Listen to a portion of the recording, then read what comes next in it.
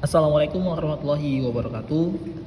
Baik, kita akan masuk ke dalam materi fungsi naik dan fungsi turun dalam aturan turunan fungsi aljabar. Nah, teman-teman, yang pertama kita harus paham dulu yang namanya naik itu yang mana, yang turun itu yang mana dalam sebuah kurva atau grafik. Di sini ada sebuah koordinat kartesius, ada sumbu x dan juga ada sumbu y, ya. Kemudian ini ada grafik atau kurva. Nah, ini naik, kemudian turun, kemudian naik lagi. Nah, pertama saya akan buat sebuah titik di puncak yang paling atas, kemudian di titik di puncak yang paling bawah ini ya.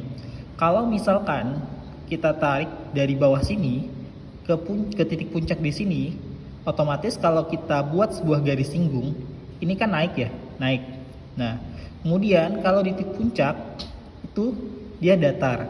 Kemudian kalau misalkan dari titik puncak, kemudian dia ke titik puncak yang bawah, itu dia turun. Kemudian dari titik puncak yang ini, kemudian dia naik lagi ya. Nah, itu namanya dia naik.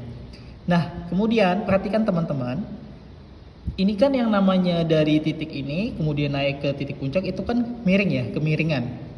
Kita buat garis singgung, maka kemiringan atau disimbolkan sebagai M, ketika dia naik, maka fungsinya positif atau lebih dari 0.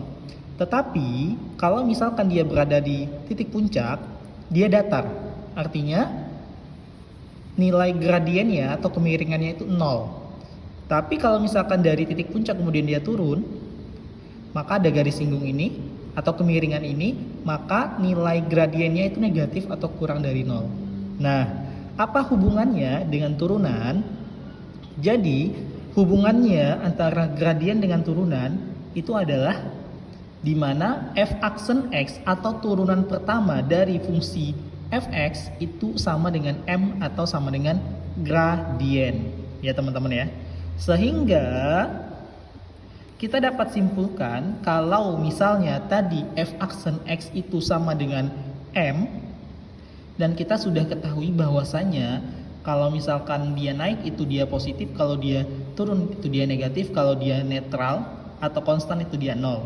Nah, sehingga fungsi naik itu ketika nilai f aksen x-nya itu lebih dari 0.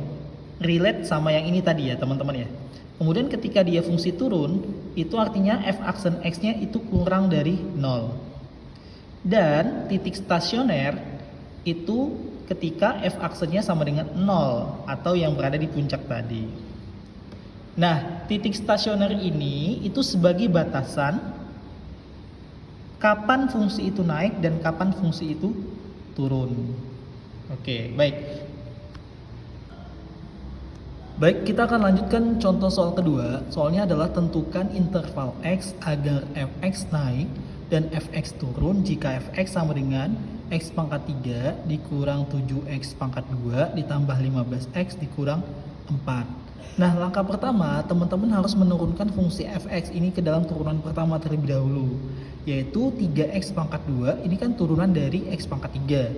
Kemudian min 14x itu turunan dari min 7x pangkat 2 tambah 15 sama dengan 0. Nah, ini artinya kenapa sama dengan 0? Kita memposisikan dia di stasioner dulu gitu ya. Karena tadi stasioner itu adalah batasan bahwa dia itu fungsi naik atau fungsi turun gitu. Nah, setelah kita turunkan, kita cari faktornya dari fungsi kuadrat ini. Faktornya ini adalah 3x min 5 dikali x min 3. Saya rasa teman-teman sudah paham dalam mencari faktor fungsi kuadrat. Setelah kita dapatkan faktor, kita cari nilai x pembuat 0 dari 3x min 5, yaitu 5/3. Kemudian untuk pembuat 0 x min 3 itu berapa? Yaitu 3. Nah, setelah kita dapatkan titik x-nya yaitu 5/3 dan juga 3, kita buat 3 garis bilangan ya teman-teman ya. Ada 5/3 di 3. Kenapa 5/3 di sebelah sini? Karena 5/3 ini kan 1,6667 gitu ya, lebih kecil daripada 3, maka posisinya di sebelah kiri. Tanda positif, negatif, positif itu dapatnya dari mana? Sama seperti soal yang pertama, kita ambil di titik di sebelah kanan 3 itu kan ada 4 ya. Kita ujikan titik 4 itu ke turunannya. Contohnya begini, ini kan 3 ya. 3 dalam kurung 4 pangkat 2 dikurang 14 kali 4 tambah 15. Ini kan hasilnya itu adalah 7. 7 ini positif kan? Makanya tandanya di sini positif. Kemudian kita ambil angka di antara 5/3 dan 3 itu berapa? 2. 2 juga bisa. Kita substitusikan ke sini teman-teman. Nanti hasilnya pasti negatif. Begitu juga dengan yang ini ya. Hasilnya nanti pasti positif. Nah, berdasarkan definisi tadi di awal, bahwasanya kalau dia positif berarti dia fungsi naik. Negatif dia turun, kalau positif dia naik gitu ya. Sehingga fungsi naiknya itu berada pada interval yang ini sama ini ya teman-teman ya. Berarti X kurang dari 5/3. Kenapa bisa kurang dari 5/3 gitu ya? Nah, perhatikan teman-teman, di sini positif ya. Kalau dari titik 5/3 ini kan ke sebelah kiri, ya kan? Arahnya tuh ke sebelah kiri ya. Saya buat garis seperti ini. Nah, ke sebelah kiri. Kalau ke sebelah kiri itu kan kurang, makanya di sini tandanya kurang. Kemudian dari titik 3, di sini kan ada X lebih dari 3. Dari titik 3 itu kan ke sebelah kanan ya. Nah, makanya dia lebih dari 3. Kemudian untuk fungsi turunnya itu kan negatif, berada di antara 5/3 sama 3. Nah, maka kita buat dari 5/3 itu kan ke sebelah kanan, ya kan? Berarti X lebih dari 5/3.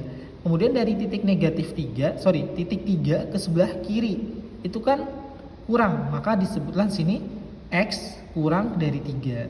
Maka kita sudah mendapatkan fungsi naiknya ketika berada di interval ini, kemudian fungsi turunnya ketika dia berada di interval yang ini. Gitu ya teman-teman ya. Oke, baik, saya lanjutkan ke contoh ketiga. Di sini tentukanlah interval fungsi naik jika fx-nya sama dengan 1/3 x pangkat 3 dikurang 6x pangkat 2 tambah 36x tambah 2, ya kan? Nah, langkah pertamanya, karena di sini sudah jelas ya, tentukan interval fungsi naik. Kalau fungsi naik tadi syaratnya adalah f aksen x-nya lebih dari 0. Yang pertama, kita turunkan daripada fungsi fx-nya, turunannya menjadi x pangkat 2 min 12x tambah 36. Faktornya berapa? Faktornya adalah x min 6, x min 6. Gitu ya teman-teman ya, lebih dari 0.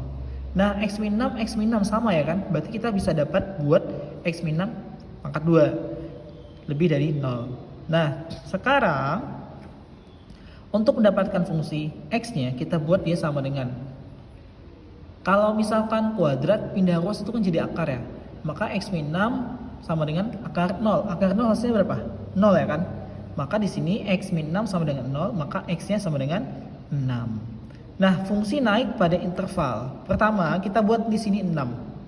Kita uji titik, ambil angka di samping kanan 6, yaitu 7, ya kan? 7 kita masuk ke sini. 7 kali 7 49. 7 kali 12 itu sama dengan 80 berapa? 84 gitu ya. 49 kurang 84. Itu kan hasilnya negatif ya. Ya kan, negatif. Kemudian tambah 36, artinya hasilnya positif. Nah, makanya di sini positif. Kemudian di sini 5. 5 ya. Kita ambil 5. 5 kali 5 25, 25 12 kali 5 berapa? 60 ya. 60 25 kurang 60. Nah, hasilnya negatif kan? Negatif nanti tambah 36, hasilnya pasti positif lagi. Nah, maka di sini positif teman-teman. Jadi fungsinya naik itu pada interval x. Kan tadi sudah saya ajarin ya. Ketika dia di sini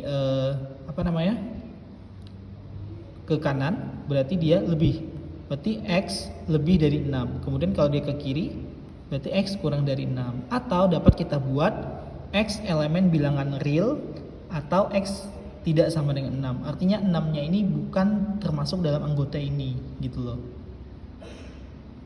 Sekian untuk penjelasan daripada fungsi naik dan fungsi turun. Semoga bisa dipahami ya teman-teman. Baik, kita akan lanjutkan ke materi nilai maksimum dan nilai minimum pada turunan ataupun pengaplikasian aljabar atau turunan fungsi aljabar ya teman-teman.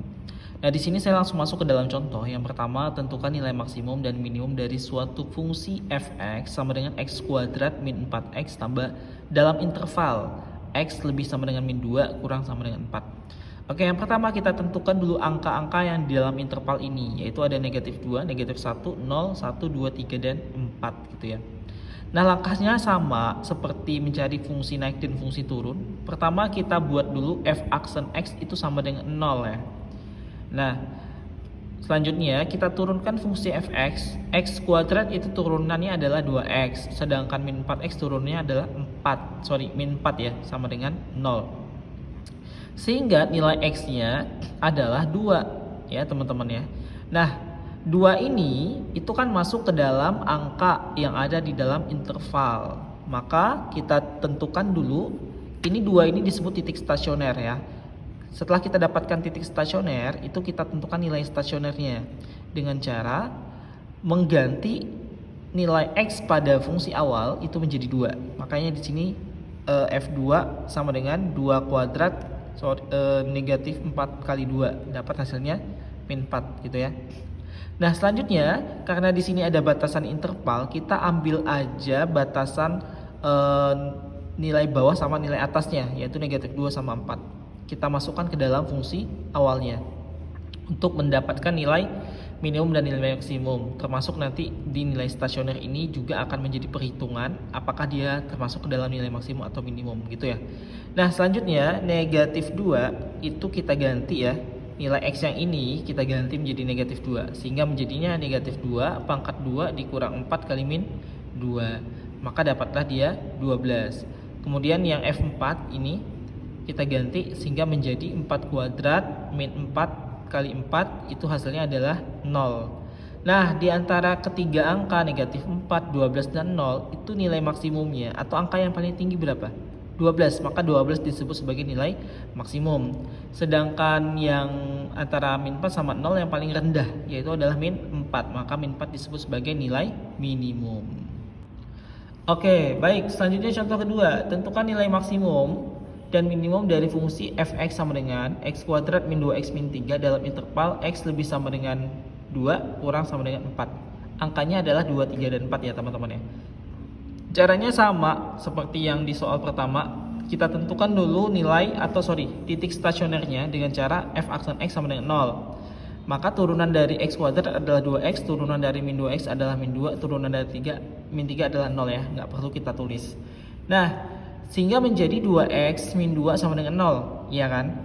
2x sama dengan 2 karena min 2 ini pindah ke sini jadi positif 2 gitu ya.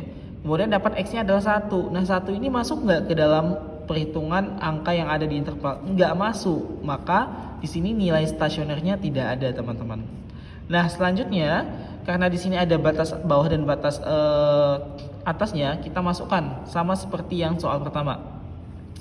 2 ini kita ganti, nilai x yang ini kita ganti jadi 2. Maka jadilah 2 kuadrat min 2 kali 2 kurang 3, hasilnya min 3. Kemudian batas atasnya 4 kita ganti juga jadinya 4 kuadrat min 2 kali 4 min 3 dapat 5. Di antara dua angka ini yang paling rendah yang mana? Min 3, maka min 3 sebagai nilai minimum. Yang paling gede yang mana? Yang 5, maka nilai 5 sebagai nilai maksimum. Nah, selanjutnya kita akan masuk ke dalam soal cerita ya teman-teman ya.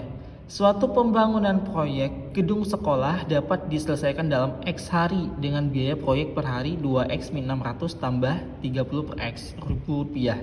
Agar biaya proyek minimum, proyek tersebut harus selesai dalam waktu, berarti nanti satuannya hari gitu ya. Nah, ini tidak terlalu ribet ya teman-teman. Nah, yang pertama, karena di sini katanya diselesaikan dalam X hari dengan biaya per hari adalah 2X bla bla bla. Berarti otomatis kita kalikan dulu ya. Jumlah total hari dikalikan dengan dijumlah dengan biaya per hari. Makanya dikali X dikali 2X dikurang 600 tambah 30 per X gitu ya.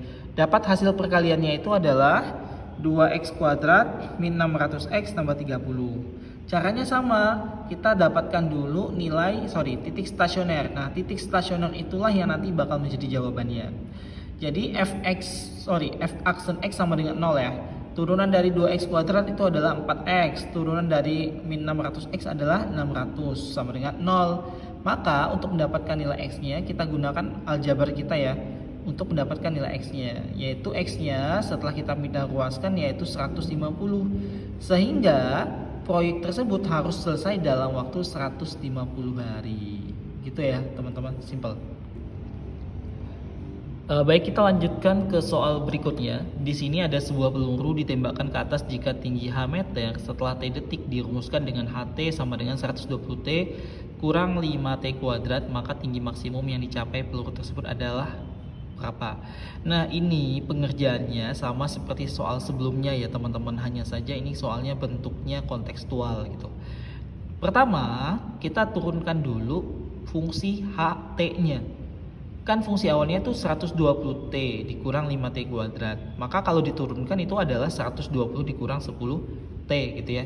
Kita turunkan ini kita untuk menentukan yang namanya titik stasionernya. Ya. Kan stasioner itu rumusnya adalah ketika H aksen T itu sama dengan 0. H aksennya berapa tadi? Yaitu 120 dikurang 10T yang ini ya teman-teman ya, sama dengan 0. Kemudian min 10T sama dengan min 120 gitu ya. Kemudian dapat T-nya adalah min 120 dibagi min 10 dapat 12. Nah, kemudian yang titik stasioner ini kita masukkan atau kita substitusi ke fungsi awal, yaitu 120 dikali 12 dikurang 5 dikali 12 kuadrat. Dapatlah 1440 dikurang 720 dapat 720. Jadi ketinggian maksimumnya itu adalah 720. Oke, gampang ya teman-teman ya.